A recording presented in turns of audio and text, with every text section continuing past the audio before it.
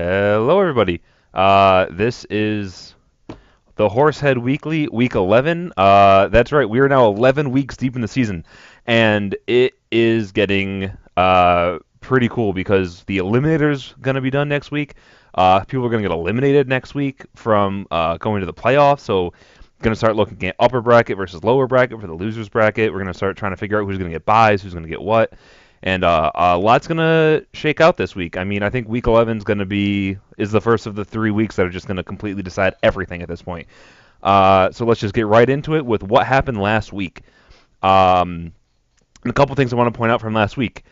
Dave and Jess, two people who I had a marker on for last week, and I said, look, these are two people who have had 2 good weeks in a row. If they make it 3 in a row, they're going to shoot up in the rankings. Because I really didn't like their teams. I didn't like the way they're performing. But at this point, you can't really argue with the results. They're both putting up great numbers, and they're gonna. I believe there were two of the top four this week. And you know what? If they're gonna keep doing that, then they're gonna keep moving up. But that's going up ahead. For everything else, we had Dave ends up taking me out, which is basically is a death knell for me. I think I'm pretty much done at this point.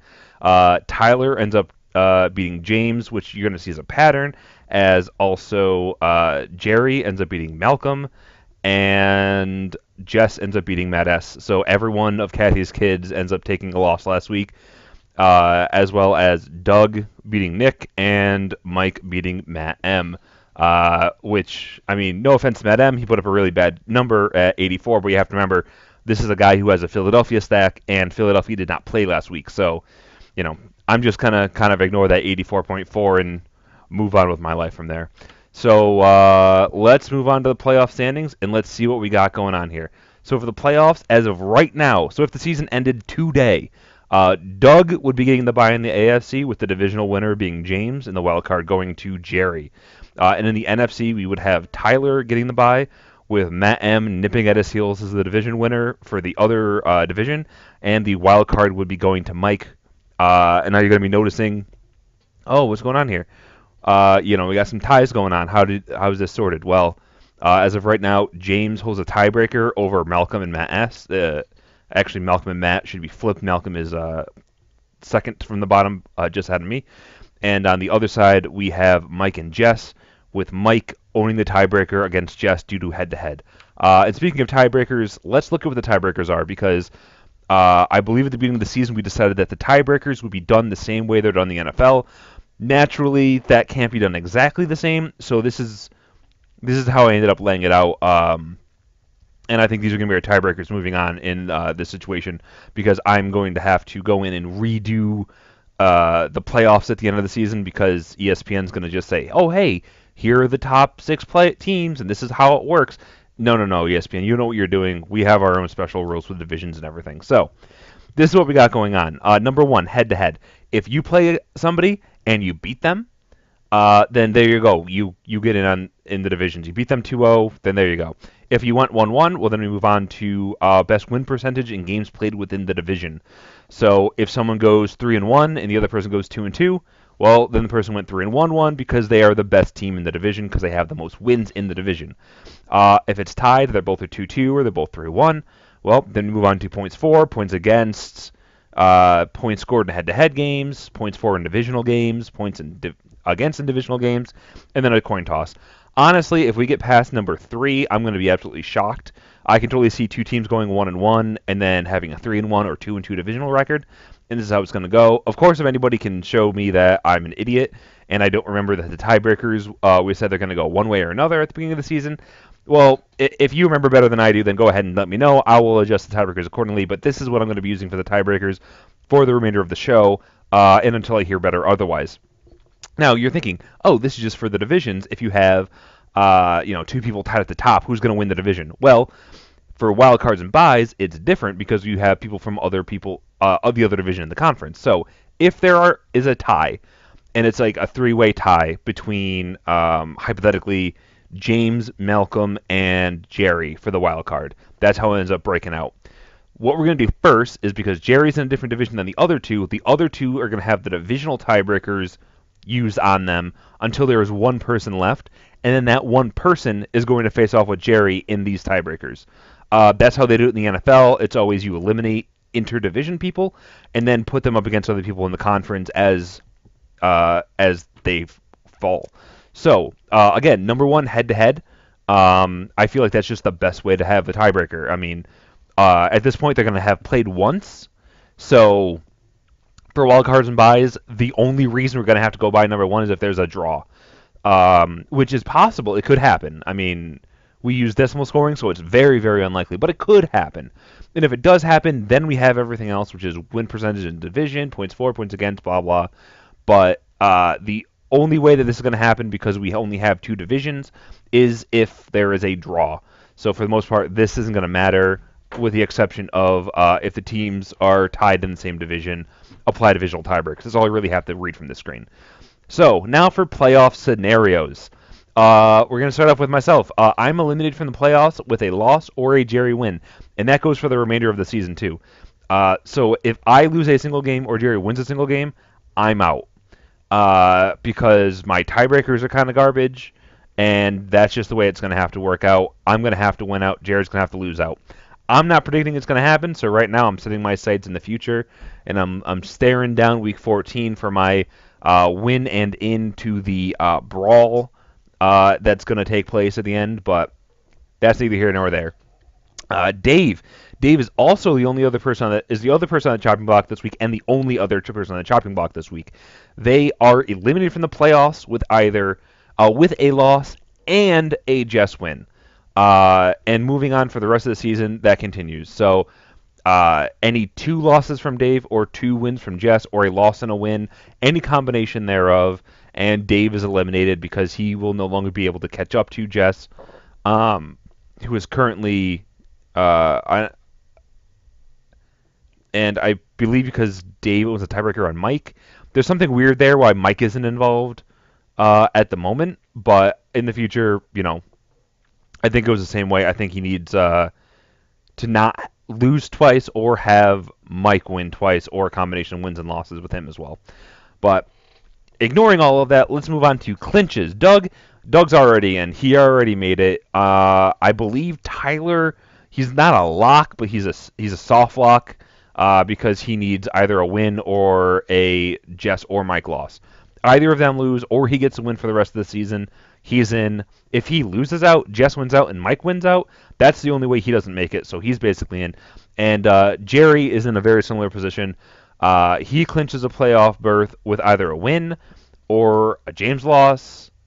With a win, a James loss, and a Malcolm loss. I'm sorry. Yeah, because he isn't leading the division. So let me rephrase that.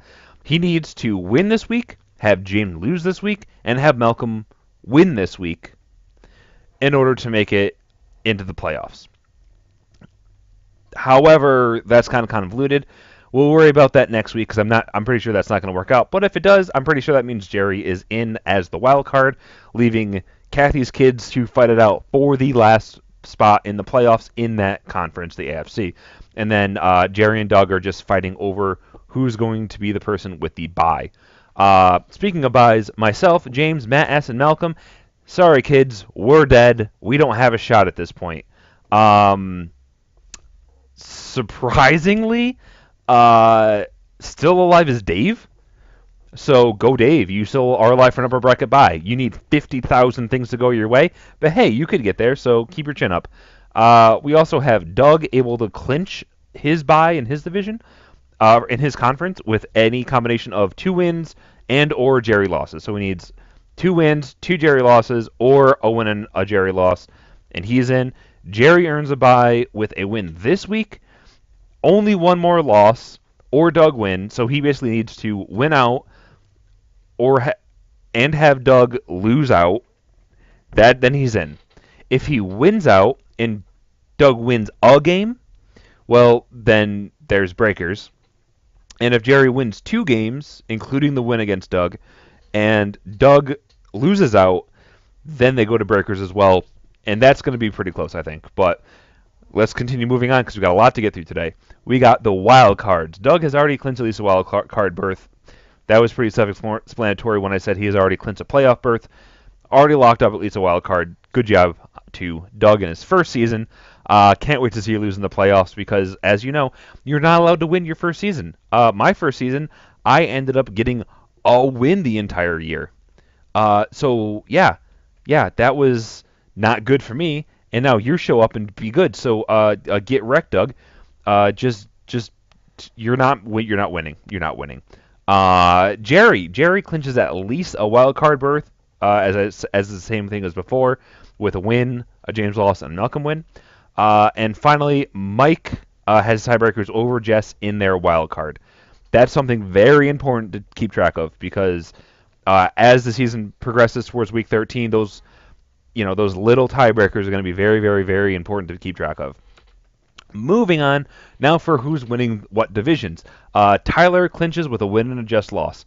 That simple. He wins the division. He's moving on with his life, working towards getting the bye. Jess wins the division if she wins out and Tyler loses out, or she wins out and Tyler loses 2 games. He can win one other game, and other tiebreakers have to work out in Jess's favor, which I'm not entirely sure how those look right now. I'm pretty sure that it's points for at that point or divisional win-loss record, and there's still a lot of divisional games to play, so I'm not going to really mess with that. Nick wins the division by winning out, having Tyler lose out. Jess has to lose one game to somebody not named Tyler, and then you have a 3-way tie in the division, and then it's going to go to other breakers, such as divisional records, which I'm not sure how that looks at the moment. And if he doesn't win on that, and it's a tie with anybody else, then it goes to points for. So good luck to Nick, you're still in it. On the other side of the NFC, we have the Outsiders, and Matt M wins the division with a win week 12 against Mike and any other win. It's that simple. You just need to beat Mike in week 12 and get another win, and I'm pretty sure if you win the other 2 games and Mike loses, so if you win this week and week 13 and Mike beats you week 12 but loses another game, you're also in. A lot of scenarios out there, but this is just kind of like the easiest path to victory for you. Mike, you need to win the division, and if you win out, that's it. All you have to do is win out and get other tiebreakers to go your way against Matt. However, you don't have to win out. That's just the easiest way.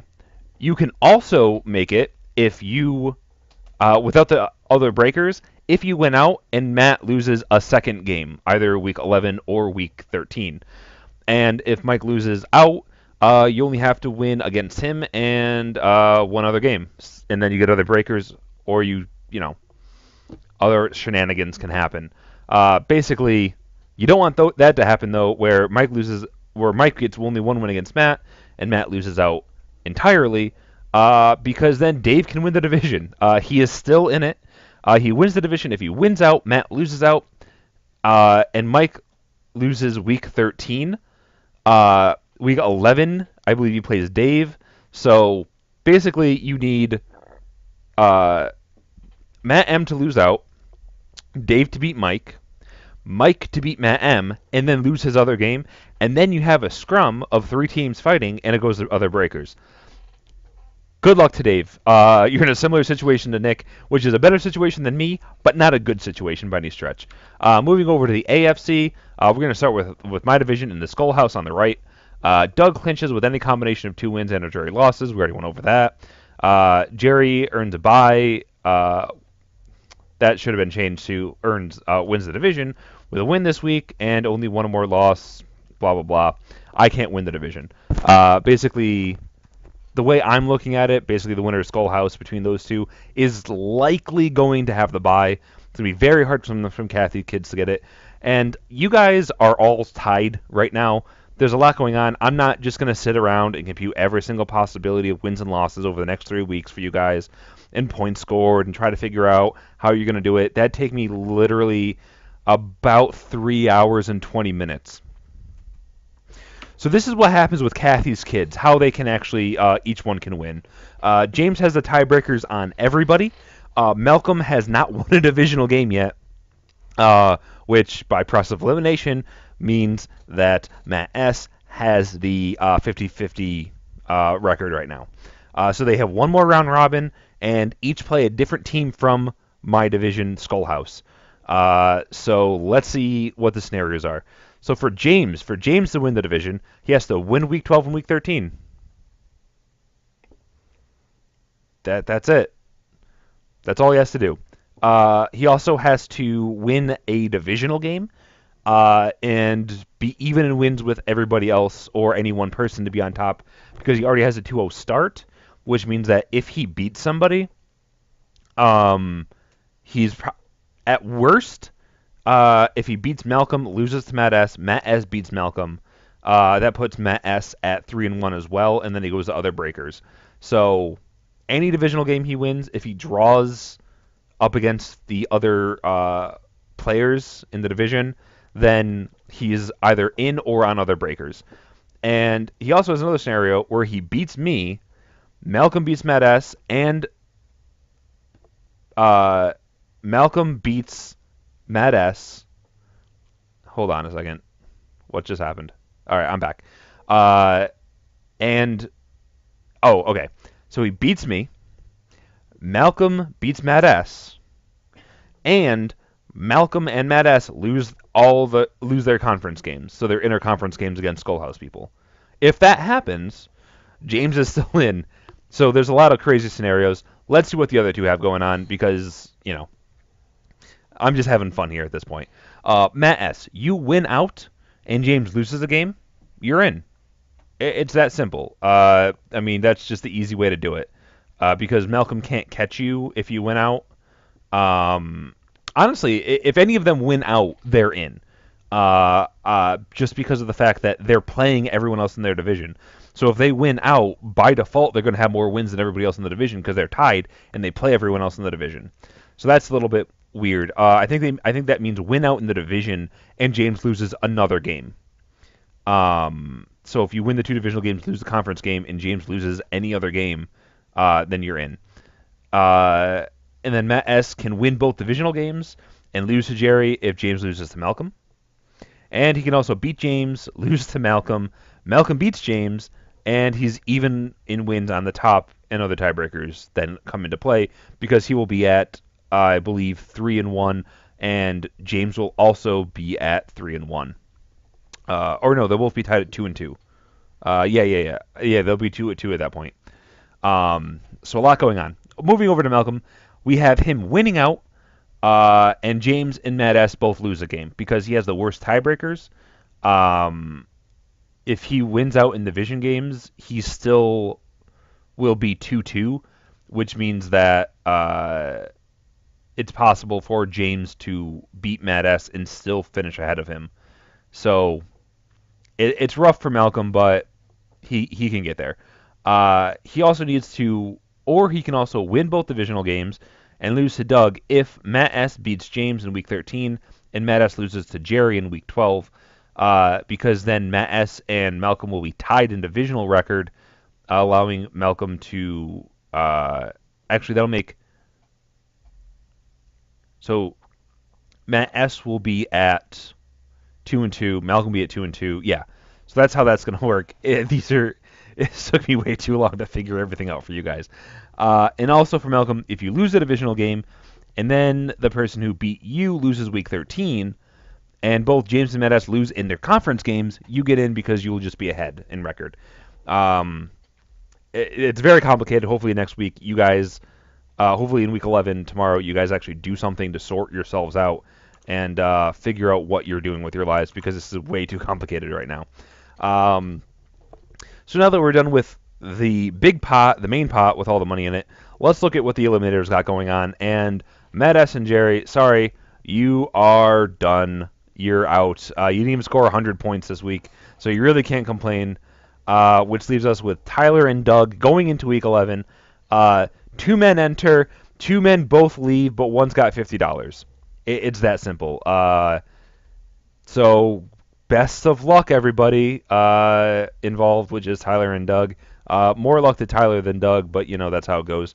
And hopefully you guys can have fun this weekend and enjoy some good football, and we have some good high scores to look at next week for this. In the penultimate eliminator talking in this YouTube thing. I lost my train of thought on that one. I'm just going to move right on to I did a little bit of analysis as well beyond the rest of the season schedules and with everything else, and I just made up a little bit of a chart. It's scores every single week. So this is everyone's scores throughout the week, and this is how. And the rankings on the side aren't power rankings; they're by what the ESPN has for if you do the playoff prediction thing. I figured it was fine, so I don't spoil everything moving forward. So we have Doug at number 1, and just to take him for an example, week 2 he put up less than 80 points. He's got a nice red there, which shows that he scored very low. And then in week 3 he scored very high at 137, so he's very green. And you can just kind of look over this chart. You can see some pretty interesting patterns. For myself, I started off with 2 decent games, then 2 bad games, a great game, 2 bad games, a decent game, and then 2 bad games. So basically, I've been kind of just a hot pile of garbage fire all season. Let's just put it that way. And then if you look up to like Tyler's only had 2 games where he was close to 100. Everything else has been at least 114 points, which is quite impressive. We all knew this was going to happen when we looked at his team after a couple weeks in. I mean, his team has just been fantastic all year. So that's just how that goes. But, you can see some other cool patterns. For example, look at James. Started out bad, and then he spiked up for a couple weeks, and now he's regressing again. Kind of neat. I think Malcolm had something really cool, too. So if you ignore week 2, he had 3 or 4 really good weeks. Then he had another really great week in week 6, and then he's just kind of slid. So, I don't know, just a cute little thing to look at. I'm pretty sure I gave you enough time to look over, anything you want to see. So, let's continue to move on. To incentives! That's right, we're still giving away money for incentives this year. And number 1, let's look at the quarterbacks, and Doug continues to roll. That combination that he's had all season of either Watson and then trading Watson away right before he got hurt for Russell Wilson, just continuing to put up points for him. He got 21.8 last week. Still 31 clear of James and 43 clear of Jess with Tom Brady. Now, I'm not going to count Brady out being down 43 points with with like a quarter of the season left to go because I'm not the Falcons. But we'll see what happens here. There's a lot going on still, but I think he's starting to look better and better every week that he keeps this lead up. For running backs, again, we're using the top 2 every week. Tyler just added on to his lead last week with 2 phenomenal performances from his running backs, putting up a little bit more distance, about 8 points on Matt S., making it a double-digit lead now. And I think that's really the only 2 contenders at this point. I think they're going to continue to fight it out. Tyler has 3 great running backs. Matt S. has Gurley and Hyde, so I don't know. I feel like Tyler's got the advantage, but anything is possible at this point moving forward in the season. And I'm not counting out Dave and Malcolm yet. They could definitely both put a run together with Malcolm's scatbacks and Dave's I don't know what he has going on with his team, but it's working for him, so hey, good for you, dude. Maybe they can close the gap. Who really knows? Moving on to people who catch the ball for a living. Jerry continues to roll with his wide receivers, but as you notice, a couple people are starting to catch up to him. Mike gained a ton of ground on him last week, and so did I, because of the fact that with Deshaun Watson out, Hopkins isn't going to be putting up these insane numbers anymore, and with them playing round robin at quarterback, it's a little bit shaky for him now. I thought he had it locked up, but maybe moving forward, he's going to have to start looking behind his shoulder a little bit as 2 people make a run for him. And again, there's a bunch of weeks left. I don't want to count any of the people around less than 60 points behind back, but they're going to have to put quite a run together. And they can't have things like what Matt M did last week, which was put up 12 points and just, continue on their little slide backwards there. And then over in tight end, Gronk continues to lead the way for Tyler. Matt M put up 10 points on a week when he didn't even have Ertz, so that's a pretty good bye week filler. Matt S. ends up just having a terrible week and dropping down a little bit. And I think those only three that really matter for tight end. It's going to be real fun to see if Gronk or Ertz is better rest of season, and if Matt S. can put something together with whoever he's got at tight end. Finally, for IDPs, James. Everyone eats into James's lead except for Doug last week because his defensive lineman didn't even record a tackle or anything last week, allowing Matt S. and Jerry to close in on them. Jerry taking a huge chunk out of the lead and moving within 11 points, or within 12 points rather. At linebackers, Jess continues to lead the way, putting a little bit more distance on Dave. But, there's that little scrum at the top there, and I think that's going to be real close and a really interesting watch moving forward with all these players, because I think linebacker is one of those positions where anything can happen any given week. So let's see how this goes. And over in defensive back, Jerry continues to lead the way. His lead got bit into a little bit by Nick and Matt M, but I think the Dolphins have a pretty terrible defense, and with the exception of Rashad Jones, who Jerry has, so he's going to be picking up a lot of tackles, just sitting in the back, waiting for people to run through the line, run through the middle linebackers, and then Jones will be there and say, well, I guess I got to be the guy. It'll make it happen. He also has a couple of interceptions returned for a touchdown this season, so hey, maybe he'll put a couple more of those up and cement Jerry into the winner of the incentive. So moving on to the waiver wire, only 3 really big waiver claims this week that I saw. First was Jamal Williams, where Jerry doubled up Doug, and then he also continued to spend that giant bank of his on Shamajah Perine, which was a very good pickup, and I'm very surprised no one else put in a bid on. I feel like $10 is what he should have put down for starting running back who's going to get 20 carries a week, but at the same time, no one else put a bid on him. I kind of feel like my issue is I needed to spread my money around finding other people, so I didn't even worry about Perine. I figured someone was going to get him for big money, and Jerry ended up doing that. And finally, this is more just a jab at Malcolm. Hey, I got a guy you wanted from Cleveland and on the defense. Ha ha. And that's it for the waiver wire for this week. Let's see what everyone has left for Fab. We have Jess leading the way now at 35. Jerry spent a ton of his money. He's down to 15. And no one has yet joined Nick in the $0 club, but a lot of people sitting below 10, most people below 20, with only Doug and Jess sitting alone with a ton of money. And that's going to play a big role moving forward because both those people are looking to make deep playoff runs. And I feel like it's going to be really interesting to see if somebody ends up blowing up this week or next week, if those two just throwing money at people. So let's see how that ends up going. So that's it for that. Now let's start looking ahead, because all this so far has been looking back, except for the playoff scenarios. Now let's start looking ahead to rest of season schedules. So as of right now, the toughest schedule moving forward by average opponent points per game is Tyler over the last 3 games. Because Tyler has an easy game this week, but then his next 2 are both plus 120. He's been averaging himself 120 points per game. So if you just look at projections, and quote projections at this point, he's going to win this week and then lose the next 2. Jess is supposed to win out, so one of those scenarios for the playoffs, kind of looking like it might happen. But I don't really know what's coming. There's a lot going on.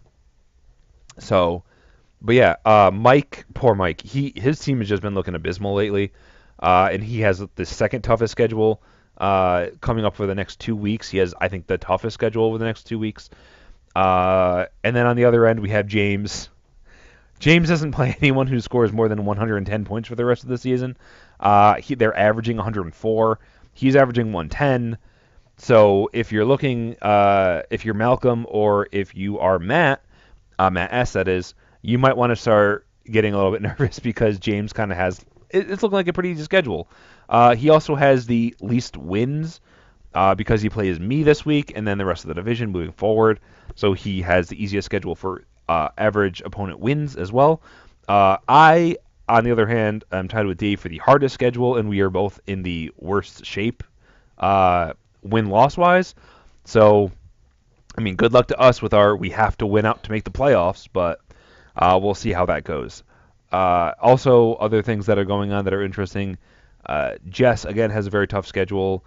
for win losses, but Tyler, who had the toughest schedule for points for, ends up having the second easiest schedule for wins. So kind of interesting the way that everything kind of has been shaking up for that. But I put all my weight on the second on the left hand side rather than on the right hand side because this is what he's done for me lately, where somebody might have had a very bad early season, a la Jess, or maybe Matt M, people like that, but then have really made a surge lately. So that's how that looks moving forward. And this brings us to the big segment of the week. Yeah, that's right. All that other stuff was just stuff I did. The big segment of the week is trade analysis. Last week was the end of the trade deadline, but I did not have time because there's a lot going on in my life. But right now we have the trade analysis, and on the left-hand side you're going to see the date and the winning team, and on the right-hand side you're going to see the losing team. And get ready to see my name a lot on the right side. And this does account for things like injuries and stuff like that. But I just think it's kind of interesting to take a look at how all of these played out regardless. So like Gronk and Rob Kelly for Marshawn Lynch and Jacquizz Rodgers. I'm not a fan of Marshawn Lynch. I don't think he's been really living up to the hype this year, where Gronk has been Gronk. And Jacquizz was a 2-week rental, where Rob Kelly was, he's just kind of been hurt all season. And you can go through that with all of these, like my trade where I got rid of Gillislee and Burkhead, and all I basically got back was Williams and 4 catches and a quarter from Woodhead. Next up we have, and these are so far all right after the draft, we have LaShawn McCoy, who went to myself, as well as Crabtree, both very, very good players. And I traded to Doug Bilal Powell, who has been showing he's really good, Odell Beckham, who's hurt, and Matt Forte. If you assume Odell was healthy for the rest of the season, this is a very even trade, I think. But basically what I'm going to do from now on, I'm not going to go through and read every single one. I'm just going to pick up particular ones. So if you see your name or you want to look at something a little more, feel free to pause the video, take a look, then go on Slack and trash talk a bunch of people about how bad their trades have been all season. Next up, we have this one. And one of the trades I really want to look at is James acquiring Tyreek Cohen for Golden Tate. James was so high on Cohen that he was refusing to even entertain trade offers for him. He was in love with him. And if you look at him now, he's kind of fallen away. But, it's one of those things that you look at when this hot guy breaks out and he's like, hey, I'm great. Look at how great I am. Well, you can't always rely on him to be, very consistent throughout the entirety of the season, because things are going to happen and game flow is going to change. And they ended up saying, hey, let's just go back to Howard and keep with him for the rest of the season like we have been last year, because it worked out really well for us. They brought in Trubisky, and you don't want him throwing the ball a lot because he's a rookie and you want to kind of save him. So they started running the ball a lot more. So Cohen kind of fell to the wayside while Tate continued to be on a pass-first, great offense. So that's basically this one. The rest of these, again, pause at your leisure and take a look at them. Then September 19th was quite the day for trades. And I made a trade with Tyler on that day where I gave him Michael Thomas and Rex Burkhead, 2 players who actually have fantasy value right now, for 2 players who no longer play in the NFL this season because they both got hurt. Just kind of a pattern you're going to see develop for trades that I make. Again, feel free to pause or whatever if you want to look at everything else that's going on. I made 3 trades. I'm in the losing column for all 3. Go figure. And Nick ended up winning the day with 2 really good trades where he unloaded OBJ and Brandon Marshall, Jordan Reed, and Marius Thomas, who has been lackluster, for a bunch of players who played really well, and some of them are still playing well, as is Antonio Brown, Brandon Cooks. Those are really the only... Basically, this trade today breaks down to Brandon Cooks and Antonio Brown for Kareem Hunt. And Ty Montgomery if he's healthy. Also on that side. And I guess Demaryius Thomas too, because he's trying to play football well. But just kind of interesting how that works. On the 20th, so this is the second half of that week, I traded Cook and Benjamin Jack Doyle and Jalen Richard, a bunch of people who have nearly no value right now in the NFL fantasy, for a great wide receiver, decent running back tandem who are now bad, and a really good tight end. So good for me. Lucky for me, I'm going to get rid of those people later, and my team's going to be garbage. And then I make a trade with Doug for a bunch of people in a swap, which is cool. And then the following week, and I believe the week after that as well, is featured here. Now, there were some trades that even, like, over a month later, they still look even. Ben Roethlisberger and Antonio Brown for Lamar Miller and Tyreek Hill. I look at that and I think that's a fairly even trade at this point. I mean, Antonio Brown's great. Ben Roethlisberger looks like he's going to start playing football well again. But you're also getting Lamar Miller, who's a top 8 running back, and Tyreek Hill, who I think is probably a wide receiver one still. I'm not a huge fan of his, but hey, I think he could be fine. So that's kind of neat, seeing how, even after all this time, it's still sitting good. Now you have other trades like Mohamed Sanu and Chris Carson for Lamar Miller and Randall Cobb, which is basically Mike getting Lamar Miller. If this trade was to happen today, I want to be like, that's insane. He got Lamar Miller for free. Well, there you go.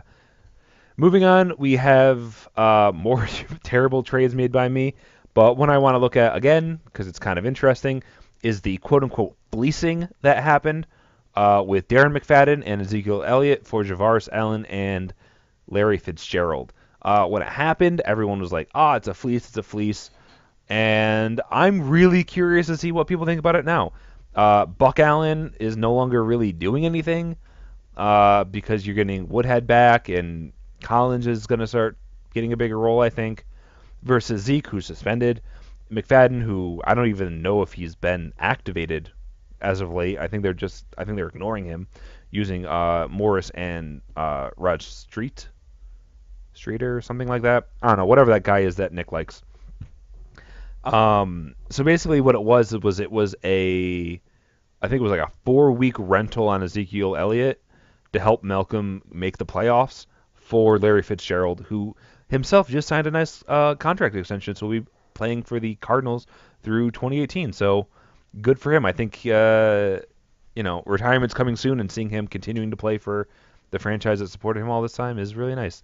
So that's it for this week. The next week, that top one just Tyler just got really lucky on, because I believe this was after Aaron Rodgers got hurt, and still being able to get value for Ryan Griffin and Rodgers and Jordy to the point where you're getting Michael Thomas out of it. That's just crazy. So good on you for selling Rodgers back when we weren't sure how long he was going to be out. I mean, he could still be back soon, but I mean, that's just kind of crazy. And then, similar situation later that day between Matt M and Nick, where Matt M got a bunch of great players from Nick, who got Chris Thompson. I mean, if someone offered me Wentz, McKinnon, and Jeffrey for my Chris Thompson, yeah, I'm taking that trade. That's real good. So good job, Matt. This is, I think, right around the time when you started making your charge, and I think this trade had a lot to do with it. And now for this one, I want to look at October 25th, the journey of Christian McCaffrey and T.Y. Hilton. They were traded from one team to another, and eventually ending up with Mike. And this is just how I think it shook out. I think Mike won it because I think McCaffrey and T.Y. are the best tandem of this group, with Doug coming in second with Miller and Funges, Matt S. coming in third with Allen and Tate, and Nick ended up finishing with Dez and Jalen Richard. That's just the way I see it. I'm curious to see what you guys think about that as well. And I believe this is the final slide, the final 2 weeks of trades. And let's just look at myself and Mike making a trade. I traded for Thomas Rawls because I was like, Carson's out and Lacey's out. Rawls has got to be the guy. He was garbage. And I gave up A.J. Green, my heart and soul. I gave him away because I feel like I really needed Rawls running back help because, again, Rawls ended up being garbage. I ended up trading away Rawls, sorry. And Jordan Matthews, who I was like, hey, Buffalo is going to need someone to throw the ball to, and Jordan Matthews is going to be... That didn't work out. But it's fine because I ended up turning Devontae Freeman into 3 players who are starting for me. So that's something. So that's been all of the important trades. There's a lot more trades that happened, but these are the ones that kind of like jumped out at me as having like some really interesting play in them. A lot of them did involve people who got injured later on in the season, if you look at the earlier trades, but just something to keep your mind on when you're looking this over. I think it's pretty cool. And those are the trade analysis, which brings us to who are the big winners and who are the big losers. Jess only had one trade of the interesting trades that I looked at, so she was at 100%. Dave, most of his trades were kind of benign, so I didn't include any of his. Sorry. So you don't have a win percentage, but clearly your team's good, so you must have done something right. And then for the big winners, we have Doug, Mike, and Nick. All of them did very well in their trades, constantly grinding out advantages to make their team better and better and better and better. But Tyler also did the same thing, making his team better, better, better, better, better. But he also has those 6 losses because some of those trades were made for people who got injured, and then he moved those people off of his team. So this isn't an exact science. Now on the other hand, you have me, who of 15 trades that got analyzed, I only won 2 of them, and they were both because I traded away players who got hurt later. So good for me. So that's it for trade analysis. Now let's get on to this week's rankings. Those of you who do not know what Desert Bus is, because this is the Desert Bus edition. Desert Bus is a game which is absolutely terrible, and there's this thing called Desert Bus for Hope, and Desert Bus for Hope is the charity stream from Loading Ready Run. It is 24 hours a day until the money stops, basically. They've raised I think $2 million almost at this point. They definitely raise over $1 million, and they tend to raise like hundreds of thousands of dollars every single year for charity Child's Play. I suggest you go check them out. They are at twitch.tv/desertbus, or if you go to desertbus.org, desertbus.org will have info on all the auctions that they're doing, both silent and live, and the giveaways that they're doing, and they do a ton of stuff, and it's all nerdy stuff. So go on there, take a look, and hey, maybe make a donation to Child's Play and win something really cool. Or just sit around and watch them be a bunch of goofs. Me and Jerry both enjoy it every single year, so I highly suggest you check it out if you have any free time. That is desertbus.org and twitch.tv/desertbus. They also have a YouTube channel where they upload shenanigans that they do and GIFs on Imgur and all that type of stuff. So, but that's it for my little pitch. Here we are. And, yeah, the C-Class is crashes and shame tickets. So if you crash, that's bad because you're supposed to be driving the bus in real time from Tucson to LA to get a point. And yes, that means you have to drive in real time, so 8 hours on a straight road with your bus slowly veering to the left, the right. And if you do something bad, you get a shame ticket, which is bad for you. So, womp womp. And starting off at the bottom, we have Malcolm, who suggested he goes in last, and I am nothing but somebody who wants to not be in last. So here we go.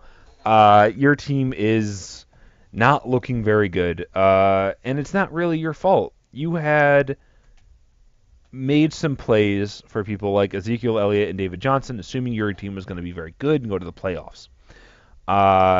You then ended up having injuries come to a couple of your running backs and stuff. And if Dede Westbrook didn't get activated this week, you're going to be starting David Njoku as your flex.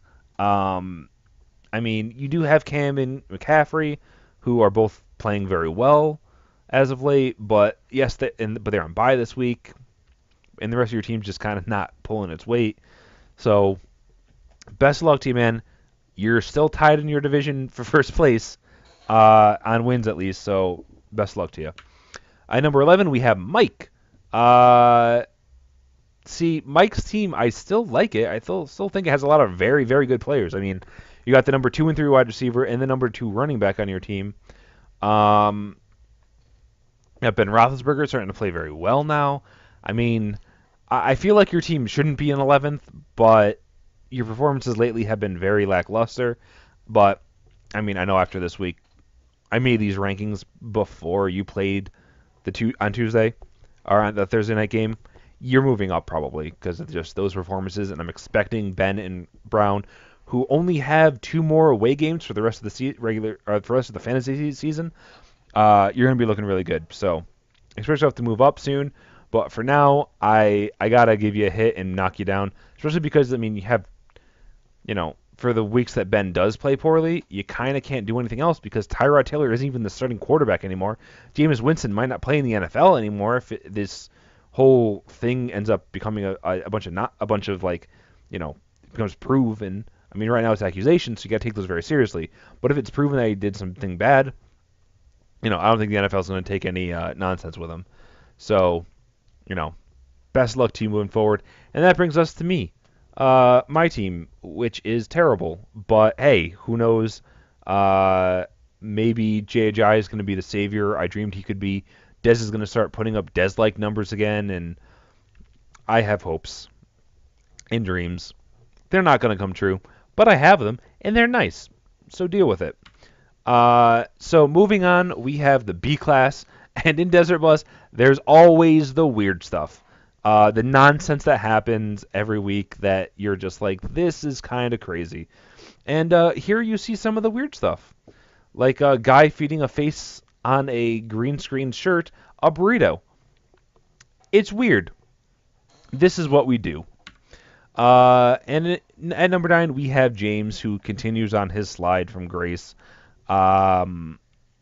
Yes, last week you didn't have your ace quarterback, Alex Smith. But at the same time, Le'Veon Bell has been regressing again. You're starting Kenyon Drake because you don't really have anybody else to start at running back. I mean, your running backs besides Bell are Drake and Dion Lewis. I mean, I like Lewis, he's fine, and I like Drake because I hope he's going to be good because I'm a Miami guy. But man, it's just kind of rough looking at those. Devontae Adams and Nelson Aguilar, Vernon Davis. I mean, your team just kind of looks yucky. Sorry, dude. And then until you put up big numbers again, I'm going to continue to slide you down the chart. Just the way that it goes, man. I know that you should be riding Bell to victory every week, but this week we already know how he went, and he isn't exactly putting up stellar numbers. Plus, I have to give you the tax of you're playing against me, so you have to get knocked down a few pegs, just so I can get in your head and hopefully have you mess up. Moving on to number 8, we have Nick. Nick, you're... See, I had to move you down a spot because of just the way that things worked, but God, I have no confidence that Kirk Cousins is going to continue putting up big numbers, and neither have huge confidence in Sterling Shepard. But hey, if those two continue to be very good for you, then yeah, you're going to be doing really well. Again, on the other end, I don't think that Jordan Howard is going to continue to be bad. I think he's a top 8 guy. Being 14th positional ranking is kind of silly for me. But hey, let's see how you do, Nick. I really want to see you do good things because you're really active. You're a lot of fun to have, but just some of the players you have right now they're just not performing the way that I think that they should. But maybe they turn themselves around. And then for the A class, we have the auctions. The auctions are so much fun. Look at all the fun people are having doing auctions. And at number 7, we find Jerry, who, again, continues on his slide as well. A lot of people sliding down right now because of some of the people who had to move up. Not to mention the fact that, Brate's starting to show that he's not that great. Ginn is getting into the Ginn. Devontae Freeman isn't going to play this week. Pirine might not be good because he's just not a good football player, but he's going to get touches. So, Hopkins doesn't have a quarterback throwing to him anymore. LeSean McCoy is on a team that looked like they were going to punt on the season and then made moves to get good and then got rid of their best defensive player and are benching their quarterback. I feel like the Bills need to figure out what they're doing. Until they do, I don't trust McCoy because I don't know what they're going to do with him. But yeah, so that's what's going on with your team. Sorry, dude. You still got one of the best defenses in the league, so that's great for you. But it's still kind of worrying looking at what your team currently has set up for itself. Moving on, we got Dave. Dave is one of the two people who just shot up like a rocket this week because even though Breeze isn't back and Adrian Peterson had a very bad week, it was on a short week after getting 30 plus touches, and he's old. I feel like that's more what the issue was than him not playing well, and I think this week he's going to have a bounce back game, so I'm not worried about Peterson. But the rest of your team's just playing solid. Like the fact that you have Alvin Kamara on your team, who is just an absolute stud. Jarvis Landry, I still love him. Michael Thomas is absolutely fantastic. Crowell's starting to just come out of nowhere and play well again. I mean, you have players on your bench like, Kuechly, just for the 1 week, but you have Coleman, who is going to be healthy now, and C.J. Anderson, who, if he can ever get his head on straight, might be great. I like your team a lot, and it's already good, and it could get even better, and that's just insane to me. So, best luck to you, but I got to give it to Jess. She sat on Coleman forever because, I guess she liked the guy.